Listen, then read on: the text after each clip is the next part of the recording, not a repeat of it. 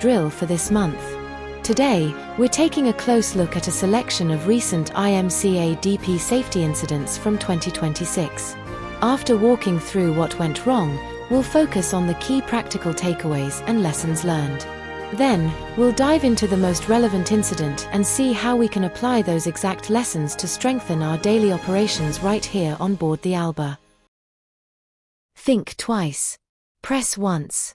This incident involved a DP Class II supply vessel carrying out geotechnical drilling on DP. During bridge navigation watch alarm system testing, a crew member accidentally pressed the emergency manual button instead of the watch alarm reset. This transferred the thrusters from DP to manual control, and the vessel drifted approximately 94.5 meters, causing equipment damage. The key learning is that personnel must understand the function and consequences of controls before operating them. Critical DP controls should be clearly identified and, where practical, protected against accidental operation. This also reinforces the importance of competence, familiarization, and proper communication before carrying out testing or maintenance on the bridge. Network issues, not a thing of the past. This involved a DP Class III vessel conducting saturation diving, with 2 divers in the water. A problem within the thruster control network caused the 4 operating thrusters to lose their DP-ready signals and transfer to backup or manual control. The vessel drifted about 10.1 meters towards the platform before DP was restored. The main lesson is that communications and network systems are safety-critical parts of a DP system. Network architecture, redundancy, and failure modes need to be properly understood and tested. DP vessels should also ensure that network modifications, maintenance, and software changes are included in appropriate testing and assurance. All swept up. This was a DP Class II vessel carrying out rock placement close to a structure. An engine room crew member accidentally caught a fuel quick-closing valve activation wire with a broom. The engine lost fuel and slowed down, causing its breaker to trip and resulting in loss of power to rock dumping switchboard 2. The vessel was safely moved away from the structure. The main lesson is that even simple routine activities can unintentionally operate critical equipment.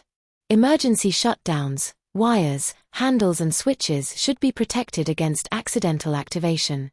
Good housekeeping, awareness of the working environment and proper equipment design are important safeguards. Hybrid system won't accept load. This incident involved a DP Class II vessel on auto DP during a changeover from conventional generator operation to hybrid operation using energy storage systems. During the changeover, a hybrid incomer breaker tripped, causing a blackout of 1 busbar and loss of 2 thrusters. DP position was maintained. The investigation identified an EMS timing software issue which briefly left the system without the required frequency control, combined with protection setting issues.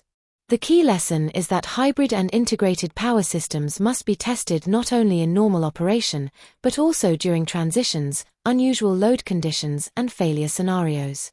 Software, protection settings, and the interaction between PMS, EMS, ESS and generators all need to be properly verified.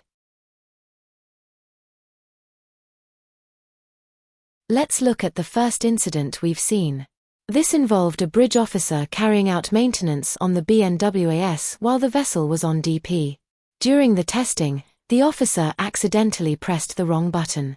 The button was the emergency manual mode selector, which transferred the thrusters out of DP and into manual control.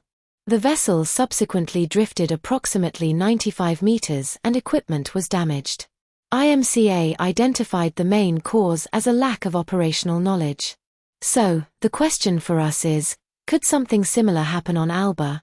Do we have controls on the bridge which, if operated accidentally, could affect our ability to maintain DP? For example, our thruster emergency stops, particularly the aft thruster controls where we keep the planning station mouse, and our DP mode selector buttons. Do all officers and lookouts know exactly where these controls are, and more importantly, do they understand what happens if they are operated? This is where our induction and familiarization become important. It shouldn't just be about knowing how to operate DP. Everyone working on or around the bridge should understand which controls are critical and which controls they should not touch without authorization. And we should also think beyond the bridge. On Alba, maintenance is being carried out 24/7, including while we are operating on DP. So, are there sufficient barriers to prevent an engineer or other person carrying out maintenance from accidentally operating a control that could affect DP? The lesson from this incident is quite simple. Before pressing any button, ask yourself, do I know exactly what it does, and what could happen if I press it? And that applies to everyone on board, not just the DPOs. Thank you, everyone, for your time and attention during today's drill. Staying proactive and learning from these real-world events is how we keep each other safe. Let's take these lessons into our shift, stay sharp, and wish you all safe, incident-free operations here on board the Alba.